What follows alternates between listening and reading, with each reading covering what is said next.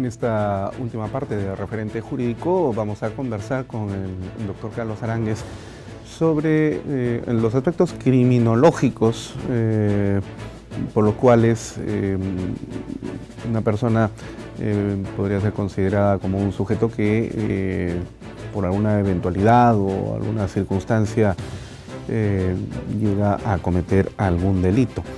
Y justamente en los últimos años, a propósito de las consideraciones según las cuales también la persona jurídica comete delitos, ¿no? Ya no solamente la persona natural, entonces esto ha obligado a que la criminología, digamos, se redimensione, ¿no? desde esta perspectiva, y donde las tesis tradicionales también pues han tenido que verse afectadas y ayornadas, como dicen los italianos, para poder tratar de explicar el fenómeno delictivo, ¿no?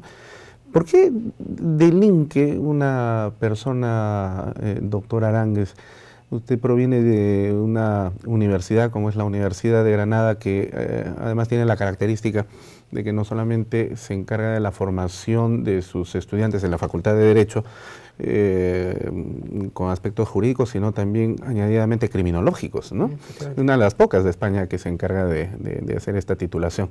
¿Por qué delinque el ser humano? Pues la moderna criminología lo que hace es justo preguntarse lo contrario. ¿Por qué no delinquimos?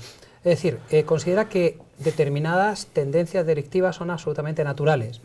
Por ejemplo, lo que analizamos es por qué una persona olvida un celular y otro, pudiendo quedarse con él, pudiendo quedarse con un computador, con un ordenador, con algo, con algún objeto de deseo, ¿por qué lo devuelve? Es decir, ¿cuáles son los controles morales que hacen que una determinada persona, pudiendo cometer un delito a coste cero, no quiera cometerlo y sea un buen ciudadano? Usted nos está diciendo que entonces la preocupación de la criminología no es el aspecto de la comisión de los delitos por una persona, sino su honestidad. No, lo mismo que cuando analizamos una enfermedad tenemos que buscar la vacuna, cuando analizamos el crimen lo que tenemos que analizar es el autocontrol, la honestidad de la persona. Los estudios de honestidad son muy interesantes. Saber qué valores han hecho que una persona, por ejemplo, sea especialmente generosa y cumplidora, pudiendo no serlo. Eso es lo importante, para precisamente insertar esos valores en los jóvenes y tener un buen resultado a largo plazo. Ahora, esto corresponde también al ámbito de estudio de la etología, ¿no? Es decir, los comportamientos, las conductas de las personas. Justo. Y buscar qué parámetros sociales o incluso biológicos han podido influir en que esa persona tenga ese comportamiento. Eso es importante porque a finales del siglo XIX las tesis italianas de Cesare Lombroso señalaban de que había aspectos biológicos que determinaban la existencia de un delincuente nato, ¿no? Y que incluso este podía ser reconocido por ciertas características físicas, ¿no? Sujeto de frente amplia, maxilar prógnata, sí. Pómulos sobresalientes, órbitas de los ojos también bastante sobresalidas, determinaban casi la existencia de un delincuente. Lo que generó pues cierto tipo de administración de justicia penal bastante singular, porque en esa época los jueces digamos, ya no se preocupaban tanto de verificar la prueba de verificación de lo que se le imputaba al delincuente, sino ver sus características físicas para poder subjetivamente señalar: estoy frente a un delincuente y este tiene que irse a la cárcel. Efectivamente, fue una corriente terrible y que en cierto sentido se ha revitalizado con la introducción, por ejemplo, de parámetros genéticos. Es decir, claro, ver si existe una tendencia a la agresividad. Pero la genética tiene que ser medida siempre con muchísima cautela. Es decir, tendencia a la agresividad no significa que una persona vaya a ser agresivo, sino que tiene más probabilidad que otro ciudadano de ser agresivo. Ni muchísimo menos, además, va a ser un gen predictivo de que va a cometer un delito de lesiones en tal momento, ¿no? Efectivamente, esos condicionantes serían absolutamente absurdos.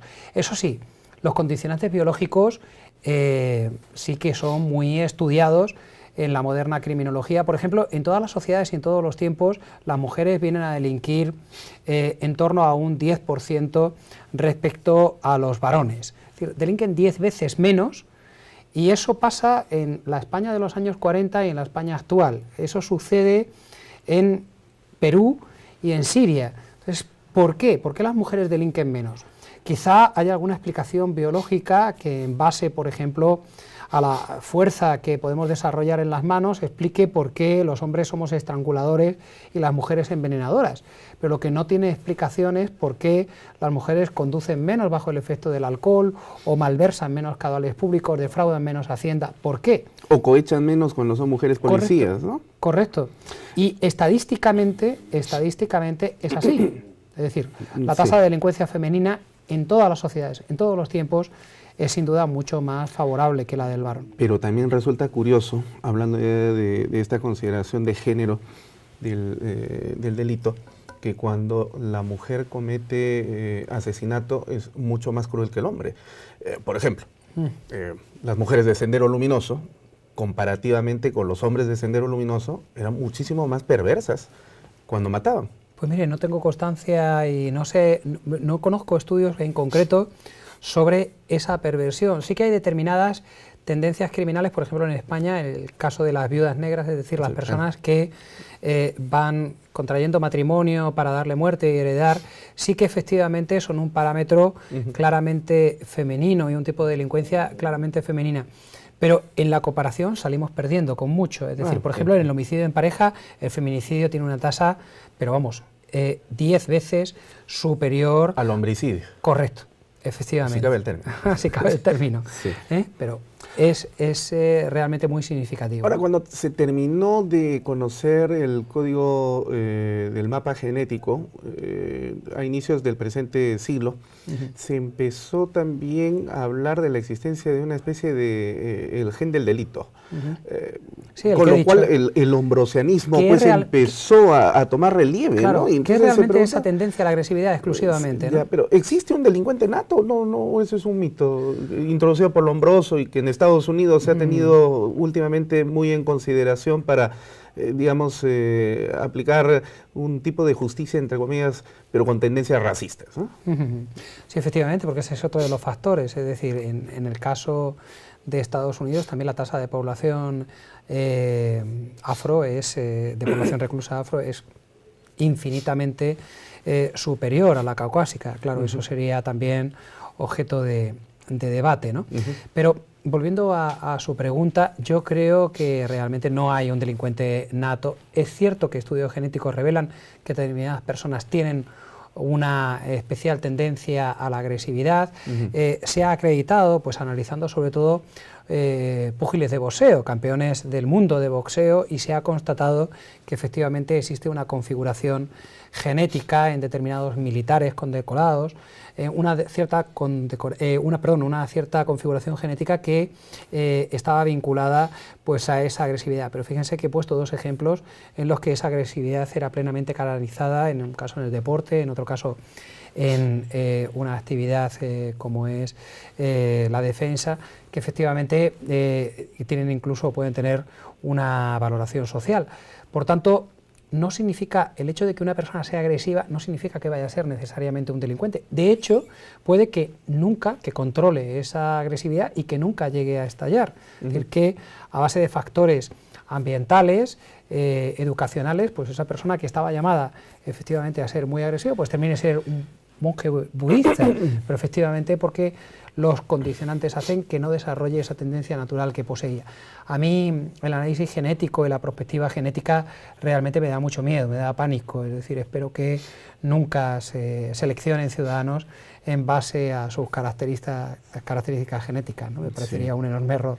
Hay que sospechar mucho de esas teorías que están curiosamente empezando a ponerse en cierto relieve por ahí en algunos círculos racistas, sobre todo, ¿no? Es que realmente el delito es enormemente complejo. Yo comparo la criminología con la meteorología. Es decir, nadie duda de que el pronóstico del tiempo funciona, todos lo miramos, pero también sabemos que falla y que muta conforme se va acercando la hora en la que vamos a realizar el pronóstico. Nadie sabe si lloverá tal día como hoy dentro de 10 años o no, pero tampoco el año que viene. Tenemos una elevada probabilidad, pero tampoco lo sabemos.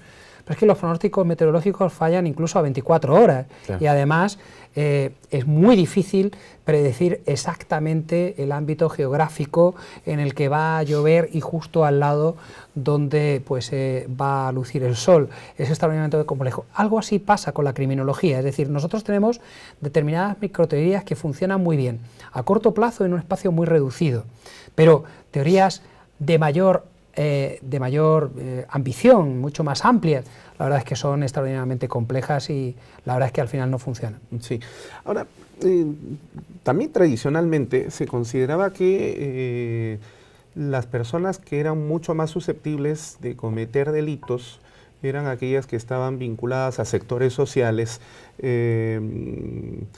desposeídos, ¿no? Es decir, con cultura casi inexistente, sin educación, sin trabajo, y que, digamos, era una especie de medio que los llamaba casi obligatoriamente a cometer delitos. Básicamente hurtos, robos, delitos contra el patrimonio, y bueno, eventualmente pues homicidios para poder concretizar esos asaltos, esos robos, esos hurtos. Por lo tanto, entonces, se tendría que suponer que quienes no adolecieran de esas carencias, no tendrían por qué delinquir. Pero, sin embargo, la realidad se ha reído y nos ha bofeteado a estas consideraciones teóricas, porque existen personas que, teniendo todos los recursos para poder vivir tranquila y honestamente, tienen una buena educación, buenos ingresos económicos, proceden de buenas familias, buenas escuelas, buenas propinas, y sin embargo, delinquen. Y este es el caso de los delitos de lavado de activos, por ejemplo, ¿no? Es decir, estos delitos de lavado de activos, en términos generales, los delitos económicos, no son cometidos pues por el que hurta o roba los celulares en la avenida Bancay, sino por profesionales que provienen de la universidad, es decir, abogados, ingenieros, políticos, que tienen buenos ingresos y que, sin embargo, parecería que tuvieran una sede que tienen, pero quieren más. Y entonces esto otra vez arrincona la criminología y le cuestiona, ¿por qué si ya tiene lo necesario para poder vivir decorosamente, tiene esa necesidad de seguir delinquiendo para tener más? ¿Por qué? La insatisfacción, el poder, efectivamente, la delincuencia de cuello blanco tiene unos perfiles absolutamente diversos de la delincuencia tradicional, pero es que también, y lo que es más preocupante, tiene incluso una justicia que al menos funciona a una velocidad diferente. Esto sí que también debemos advertirlo. Miren, ninguna justicia penal es una buena justicia si no es rápida. Claro. Es el gran problema y la obsesión es compatibilizar la protección de los derechos fundamentales, sobre todo además, en primer lugar, del imputado, del investigado, con pues una justicia rápida, eficaz, ¿no? Y esto, por ejemplo, en mi país creo que lo hemos conseguido con el enjuiciamiento rápido de determinados delitos para delitos sencillos, los delitos simples, ¿no? Si alguien abofetea a otro, si intenta llevarse una cámara de este plató y es detenido, literalmente es juzgado, bueno, esa misma tarde o a lo más tardar en una semana tiene una sentencia firme, ya sea ese mismo día, si es por conformidad, un proceso inmediato. Esa misma... Aquí en el Perú también lo tenemos. Sí, sí, ese mismo día, si es por conformidad, si no, la semana siguiente hay un juicio y a los 2 meses hay una segunda instancia y una sentencia firme. Tenemos un procedimiento para los delitos sencillos, simples, enormemente veloz, eficaz, la verdad es que muy bien organizado. ¿Qué pasa con los delitos económicos? Que se eternizan. Es decir, la legislación relativa a la responsabilidad penal de personas jurídicas, como he dicho, entró en 2010 en nuestro ordenamiento jurídico y fíjese, hasta ahora hay 6 sentencias del Tribunal Supremo, de lo que sería nuestra Corte Suprema de Justicia. Solamente 6. Esto significa que solamente 6 procesos importantes han agotado todo el itinerario jurídico posible de recursos hasta la etapa final. Hasta la etapa final, ¿no? Uno de ellos de la Infanta, ¿verdad? Uno de ellos, el de la Infanta, está todavía, ese no lo he contado entre los 6 que ha terminado, porque ha sido todavía objeto de recurso. Pero un muy buen ejemplo, porque efectivamente sería pues una buena muestra de la voracidad que tienen algunas personas, a pesar de tener una posición social de reconocido prestigio, para pues acometer delitos económicos. Sería muy buen ejemplo. Bien, pues también sería algo interesante de destacar, que claro, fíjese usted que el caso NOS se destapa en 2011, estamos en 2017 y solamente hemos agotado todavía la primera instancia. Ahora falta, insisto, un pronunciamiento del Supremo, y en un caso además tan complejo probablemente haya del Constitucional y el Europeo de Derechos Humanos. Es que es imposible que los procedimientos vayan tan lentos. ¿Y eso por qué? Porque faltan medios, pero sobre todo interés en la persecución de los grandes delitos. Esto además permite que en casos no notorios, como el que usted ha mencionado de la Infanta, pues haya plea bargain, haya acuerdos que minoran extraordinariamente la pena, sobre todo la pena de multa en el caso de personas jurídicas, para pues resolver el supuesto sin levantar pues demasiada mala prensa, ¿no? Exacto. Eugenio Raúl Zaffaroni, el extraordinario penalista latinoamericano, argentino, ha hablado siempre de una especie de la clientela del Poder Judicial, refiriéndose a los sectores sociales más desposeídos, ¿no? Es decir, a quien se ve normalmente ingresando a los despachos judiciales penales es a la gente pobre, ¿no? Y en efecto, uno puede pararse frente al juzgado penal de turno permanente aquí en Lima y lo que va a observar es que quienes ingresan y salen son personas que provienen de sectores sociales CDE, inclusive, ¿no? Pero en estos últimos años se ha visto de que esta justicia penal no solamente tiene a ese tipo de personas como parte de la clientela del derecho penal, utilizando esta expresión de Zaffaroni, sino también, como usted ha señalado, a personajes que provienen de un sector social encumbrado y que cometen delitos de cuello y corbata, ¿no? De cuello blanco. Pero todavía tienen un tratamiento diferente. Sí. Porque mire, en todos los ordenamientos jurídicos, la realidad peruana la conozco menos, pero piense, no sé, en Estados Unidos el caso Madoff o el caso de la Infanta que ha referido, el caso Bankia. En todos estos supuestos es curioso porque la prisión preventiva, la medida cautelar personal más grave, se acuerda siempre de desfavorecidos, pero en muy pocos casos de estas personas que, como tienen un buen arraigo profesional, social, pues se supone que no van a eludir la acción de la justicia ni destruir pruebas. Y por eso no se acuerda la prisión preventiva, ¿no? La prisión provisional. Es terrible porque eso sí que es un trato discriminatorio, sobre todo teniendo en cuenta lo mucho que duran los procedimientos luego, ¿no?